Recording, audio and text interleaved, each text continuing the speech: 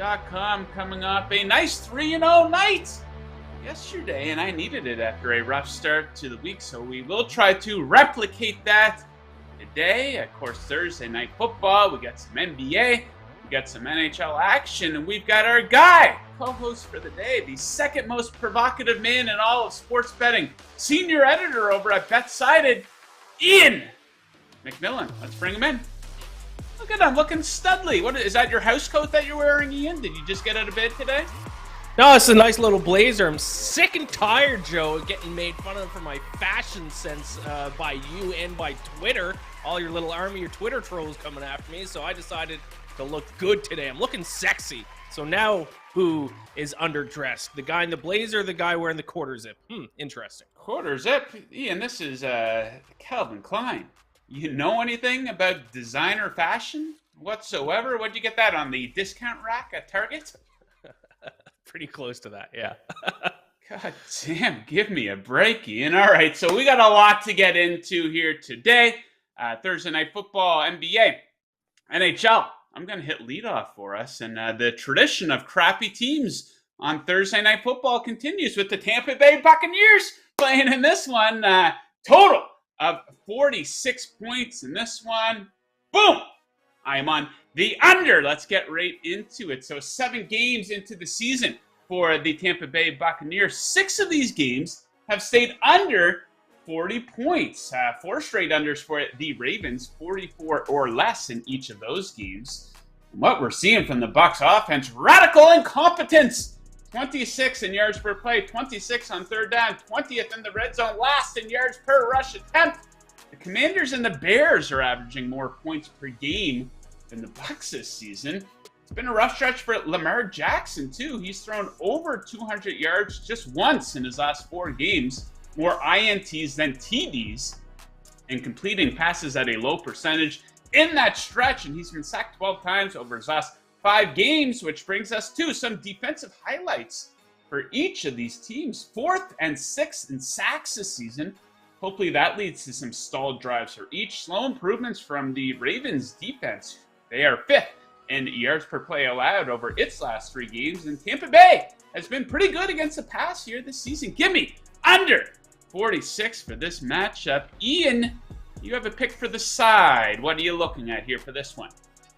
Yes, I'm going to take the Ravens here. Funny enough, I got it at the opening line at +1.5. It flipped. The Ravens were -1.5. I woke up this morning. They're back to +1.5, even +2 at some places. So I might end up with a bad line after all. But yeah, I think the Ravens are the play here. I just can't back this Buccaneers team. They got to show me something.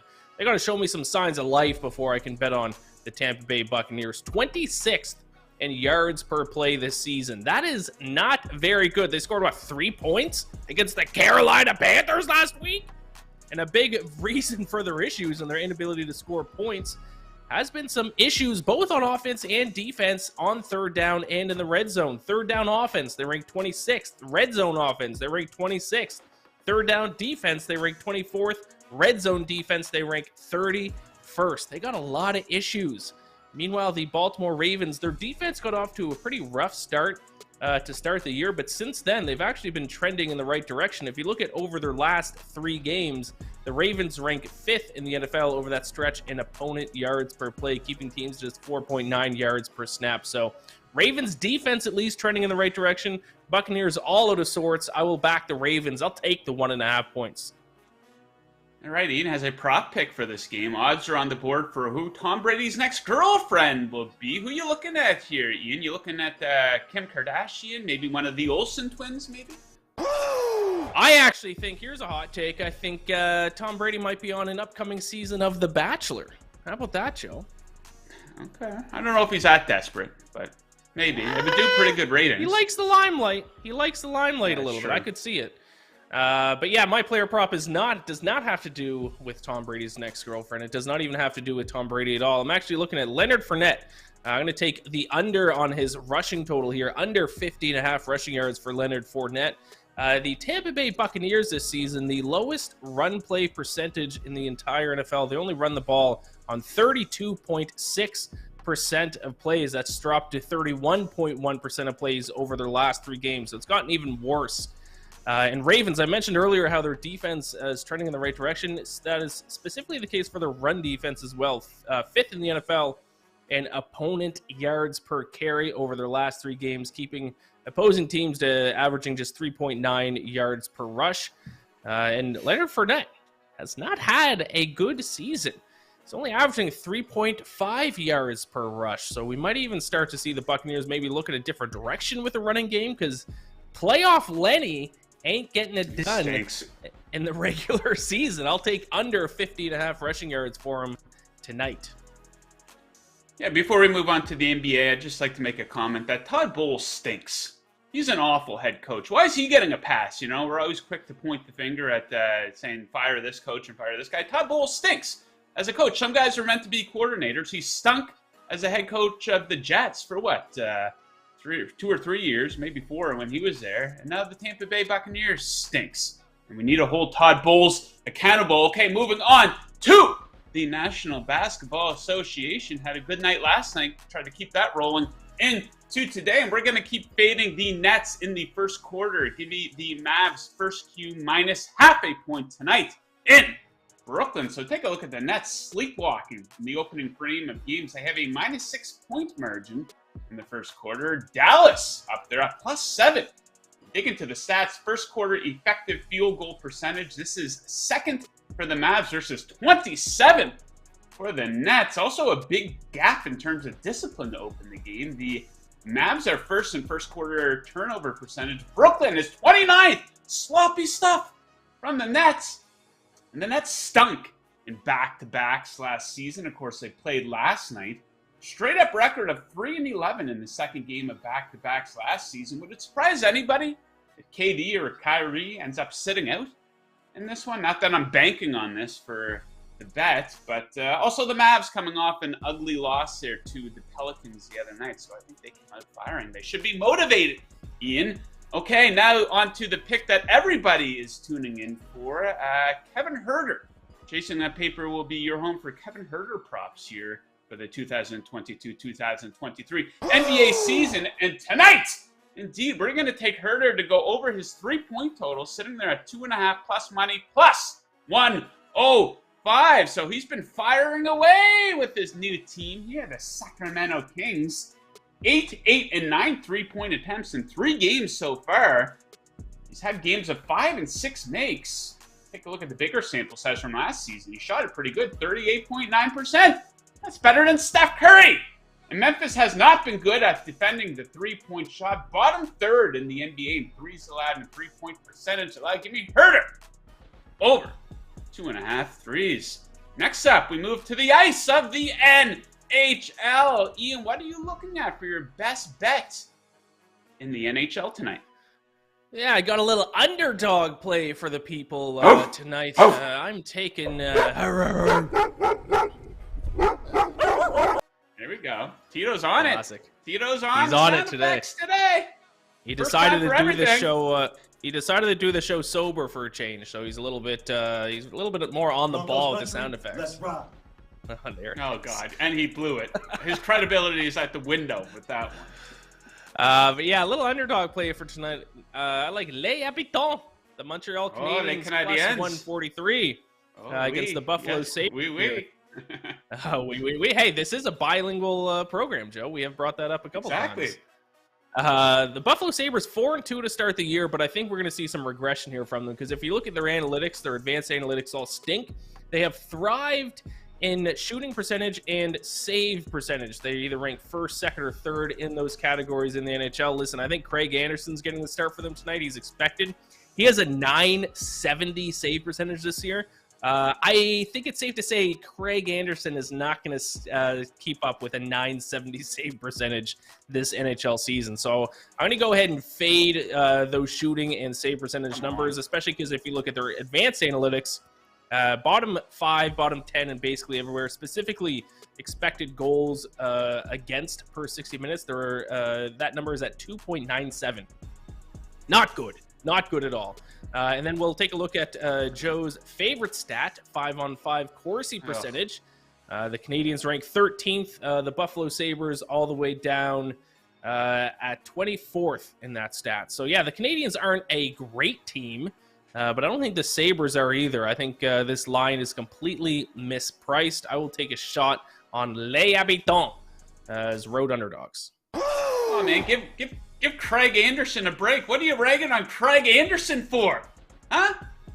Wow. Craig Anderson, I mean, he had a sub 900 save percentage last year, and he's never been good. So, yeah. Well, he's coming into his own later on in his career. Craig Anderson, Stan, right 41 years old. Yeah. As Ian said, though, this is a bilingual program. Je peux parler français.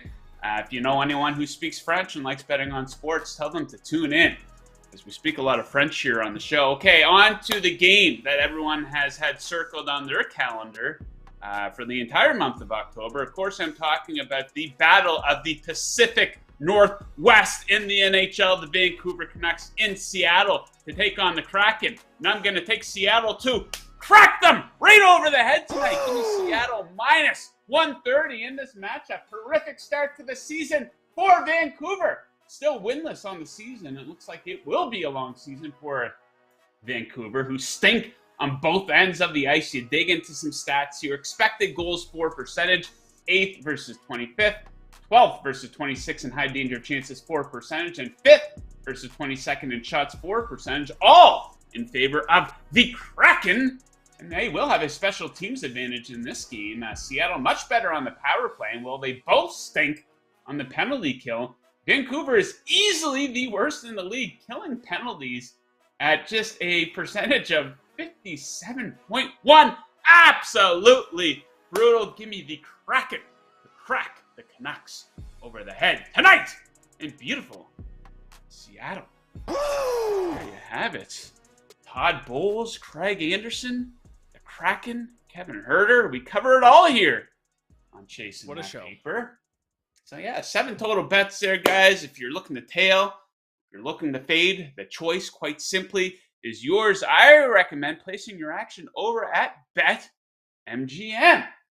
Kick off your sports betting day with the king of sportsbooks. Sign up with BetMGM using bonus code VIBONUS, and your first wager is risk-free up to $1,000. That's a VI bonus, all one word. No spaces, and your first wager is risk-free up to $1,000. Visit BetMGM.com for terms and conditions. You must be 21 or older. BetMGM, the king of sportsbooks. Bang! Bang! It's good! Indeed it is. You know, I could picture the backlash of Tom Brady, a 45-year-old divorced father, going on The Bachelor, and a bunch of, like, aren't the girls on that like 20 or like fresh out of like college or something like that? Like, I think a lot of guys would be like, "Oh, that's cool," but it's like, I don't know. They'd have to raise the age of the contestants probably, or they do divorced women. Come on, divorced moms. There you go. That's a fresh take on date. I don't think there's a dating show out there of all divorced people. I think that's a little fresh take. I think we might have a show idea, Joe. I do. You just have to get married then divorced, and you can be the contestant. Ooh. You could follow Tom Brady. The ratings might go down a little bit, but I think that could be a good approach. I don't know. If I wear this sport coat, ratings might go up. Indeed. Okay, so let's move on to our topic of the day. We often talk about which teams we think are frauds around here, talking a lot of shit about teams like the Minnesota Vikings. Iain had a nice little rant on the New York Giants last night on his Twitter. We'll let him expand upon that if he would like. But let's talk about teams that aren't as bad as their record indicates. So good teams with bad records, essentially. My vote goes to the New Orleans Saints. 2-5 record on the season, but I don't think they're that bad, and they're still very much alive here in the NFC South. You know, you dig into some of their numbers, not really indicative of a team that's 3 games below 500 on the season. You know, they're coming in at 6 in net yards per play, strong in the red zone on both sides of the field, great on third down defense. And this team has just been absolutely killed by a -10 turnover differential on the season. But I think this is a bet on team for the next couple of weeks at least, because they will be an underdog in most of these games here for the rest of the season. You know, they're a home underdog to the Raiders? Really? On Sunday, I don't know about that. And you look at their divisional odds, they're one game back. We're not even at the midway point of the season. Plus 750 to win that division. That looks like a weak division. You know, this team could get it going if they can clean up some of those turnover issues. You could see the Saints turning it around. Ian, who gets your vote here? Yeah, my vote's going to go to the team who is playing against the New Orleans Saints this week. I'm going to say the Las Vegas Raiders. Now, I will say, unfortunately, I have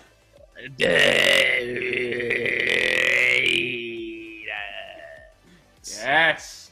Unfortunately, I have nothing good to say about their defense. Their defense stinks in basically every single area, but their offense has been amongst the best in the NFL. Heading into this week, 7th in yards per play. You look over the last 3 weeks, they are 5th in yards per play. So they're going to get in a lot of shootouts. Now they just need to finish on the winning side of those shootouts. Don't forget, they were a 2-point conversion away from beating the Kansas City Chiefs a couple of weeks ago. And as you mentioned with the NFC South, Joe, it's kind of a similar situation, but obviously not as bad in the AFC West. We expect the AFC West to be the best division in football this year. The Broncos have fallen off. They stink. Broncos country, let's ride. The Chargers, they don't look like as good as we... Let's ride. There it is. The Chargers don't the look one as thing good. he excels at on the show. We hate it. So one thing he focuses in on. Let's do that sound effect that the boys don't like. The woo is good. The Ric Flair is good. But... And I will say the last thing is that the Raiders' schedule the rest of the way out is pretty easy. The 6th easiest schedule remaining based on opponent win percentage so far this season. So I think we'll see the Raiders at least in the playoff hunt by the time the season ends. Yeah, you know, you take a look at this Broncos team here, Ian, and you hear this story about Russell Wilson. Is that true that he was doing high knees? And He his said it comment himself. was, while the other players were sleeping? Yeah, he said Can it you himself, and imagine, then like- KJ Hamler confirmed it on Twitter. Like, this guy is one of the most He's a unlikable fucking guys of asshole. all time. Like take that, his situation, and apply this to a normal workplace. Like, you work in an office, and there's a guy that makes fucking way more money than everyone else. Like a ridiculous. Did he buy like the most expensive mansion in Denver? Something along the lines of that. Makes an insane amount of money, but hey, the guy also fucking sucks at his job, and he's very unlikable.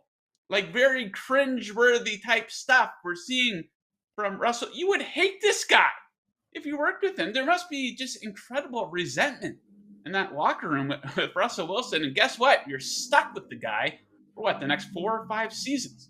So Let's hear it, Tito. Tito, let's hear it. Broncos country, let's ride. Oh. Come on. The one time that it's relevant to use that sound clip, and he's like 10 seconds delayed with it. botch job. He was probably taking a rip off the old bong here. Well, the show's almost over, so I can light the bong up. Okay, guys. Time to transition into a live read.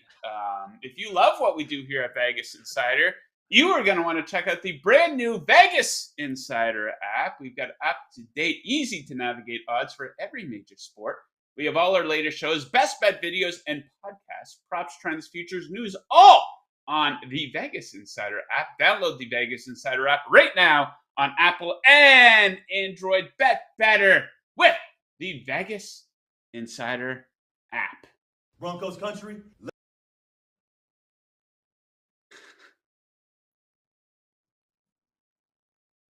What a guy. We could get Tito to come on the show here one of these days. You know, we keep talking about him. People probably think he's made up. We got to get him to show his face. He's a lovely young man, recent high school graduate, GED actually, I believe, but still, and recently married. So, and a user of marijuana, a recreational user of cannabis, is a way some people would describe him as. You know, like a wine connoisseur, like, you know, the marijuana user equivalent to that, like the sophisticated, a recreational user of cannabis, as opposed to a fucking hardcore pothead. Okay, let's get into viewer picks here. Picks from the CTP crew. 0-3 yesterday on these picks. I was alerted, so we got to pick it up there a little bit. I think we got some maybe one or two good ones, a couple questionable ones in here as well.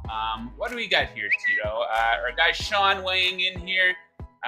He likes Tom Brady over 24.5 completions, minus 125. He has gone over, Sean, in 5 straight, averaging 32.4 per game with an average of 47 attempts per game, which is insane. Baltimore's defense is 29th in completions allowed, 28th in attempts allowed, and 26th in passing yards allowed. I think that's a good one. What do you think, Iain? Yeah, I like it. Yeah, like I said earlier with my Leonard Fournette pick, the Buccaneers are the lowest run rate, which obviously means the highest pass rate in the NFL. So, yeah, I don't hate it at all. Indeed. Okay, what are we looking at next here? Tampa Bay Bucks, -2 plus 100. No need to pay the vig. Bucks down bad. Public heavy on Ravens, yet the line moved big towards Tampa. Thursday home team. If Tampa can't win this, they won't win many. Tom Brady, book it. That's from our guy JD. I don't know about that breakdown, Ian. I'm not a big guy in terms of my handicapping with, the way public money is moving the line and X amount of people are betting this, but the line's doing this. I know you're against him on this pick, but what do you think of this breakdown? Yeah, it's kind of an interesting case because when I gave out my pick, the line initially moved from Ravens plus 1.5 to Bucks minus 1.5, or to Ravens minus 1.5. So there must have been sharp money originally on the Ravens, and then I guess other sharps bought back the other side. I don't know. It's a little bit confusing though, because like I said, the Ravens did open up at the line that it is right now before it moved and then shifted back. So a little bit of a weird scenario, but certainly seems like all the money seems to be on the Ravens. But if sports betting was as easy as fading the public, then we'd all be rich, because that would be a really easy way to bet on sports and win. Indeed. What do we got next year? Young Tito, our Nathan Schreckengoss is back in the mix here, this time with some NBA. And this is along the lines of my pick. He likes a Dallas first quarter team total over 29.5. Dallas ranks first in first Q offensive rating, 139.7. Brooklyn 29th in defensive rating, no shock there. Dallas has scored 30 plus in all 3 first quarters so far. Yeah, this is aligned with mine. Not the exact same pick, obviously, so I wish him good luck with that, and I hope it hits, because I think if that hits, I think we could both hit. We bring it home with one final one here for the ice, I believe, from our guy Benny. Third and Benny, give him a follow. This is one Ian and I were discussing before the program. Sens money line at home, plus 105. Large gap in expected goals for and expected goals against between them and the Wild to start the season. Sens 4-0 at home to start the year. Keep riding the streak. I also believe that Marc-Andre Fleury is having a bad season. He might be on his way Very out. bad. Hope you get him back to Pittsburgh as maybe third stringer or even the backup. They could have used him in the playoffs last year. So yeah, let's talk a little bit real quickly, Ian, about the fading the public and X amount of dollars going on this way. You know what I think one of the most annoying expressions is in all of sports betting? Vegas knows. Vegas knew. Something except for all the times that they don't. Yeah, like a muffed punt or some crazy safety or something, like a team erases like a 7-run deficit in a Major League Baseball game. Vegas knows. I hate that. I absolutely cannot stand that. It's like the idea of the trap line. Like, what do we think? A bunch of odds makers from different books come together, and it's like, hey, I get an idea. Let's set a trap. There's 12 NBA games tonight. So let's set a trap on the De'Aaron Fox over-under assist total and see if people fall for it. That's the type of responses, though, you get with like some of these picks that look too easy. Sometimes I'm willing to guess that there's the occasional mistake that's made. A number might be set too high or too low on a prop or something like that. So there's no traps. The reverse trap game, though, Ian, that's true, right? We saw that with the Jags and the Giants. So you got a big problem with all of a sudden. Yeah, I will say just a quick comment on that stuff, though. Like, that's all confirmation bias because when it goes in their favor, they're all like, oh, yeah, Vegas knows. But, like, remember a couple of weeks ago when it was like the Broncos and the Colts on Thursday Night Football, and people were saying, oh, Vegas knows this total is too high. No way it stays under. And then I saw people betting on the over just because they were like, the under is too obvious. And then what? 18 points were scored in that game. The under hit by a mile. So people don't say Vegas knows when the obvious side or like the result doesn't go in the favor of Vegas knows. So yeah, it's stupid. It's all confirmation bias. It's silly. It's but yeah, all the Giants stink. It's so easy to say after the fact, right? Right. That Vegas knew, or they trapped you, or it was too obvious. So enough of that, guys. Don't be one of these after the fact sports betting commenter type of people. But the type of person you should be is the type that likes this video, the type that subscribes to the Vegas Insider YouTube channel. If you're on YouTube right now, do me a quick favor. If you enjoy the show, give us a like, give us a sub. And I also want to tell you that it's now time for today's Handicapper Heat Check, presented by VegasInsider.com, your home for the best expert picks in the business since 1997. Today, we recognize our guy, Scott Pritchard, VI's NFL regular season percent leader. Scott is dominating the books on the gridiron with a 15-3 NFL run, bringing his season record to 68%. Save $25 on Scott's NFL Thursday night best bet or Friday's World Series Game 1. Yeah, we'll be talking that tomorrow on the show by clicking on the link in the description below. The discount will be applied during checkout. That's your Handicapper Heat Check. Stay hot, bettors. Indeed. Okay, big night of sports betting action ahead of us. Week 8 of the NFL kicking off. Ian, what do you have going on over at Betsided and with the Bacon Bets podcast? Yeah, Bacon Bets podcast for NFL Week 8 is out. My best bet for all 15 NFL Week 8 games. Check that out. And Daily Bet Slip will be live at 5 p.m. Eastern today. Myself and Donovan Smoot and potentially a guest. Who knows? I'll try to find a guest. We'll see if I can get one. So that'll be a little surprise. 5 p.m. Eastern, Daily Bet Slip. Yeah, booking guests can be a challenge. That's for sure. Yes, it can be. It's tough. What time's it? What time's it at? 5 p.m. Eastern, Joe. Okay, I have a previous commitment, but maybe I'll come on with you there next week. Okay, that does it for the Thursday show. Yeah, we're coming back though tomorrow, chasing that paper. We're going to be the big NFL Week 8 program. Of course, World Series Game 1, greasy money line parlay. We got to get that back on track. So we will see you then. Until then, good luck with your bets tonight, unless you are fading us. And as always, keep chasing that paper. What?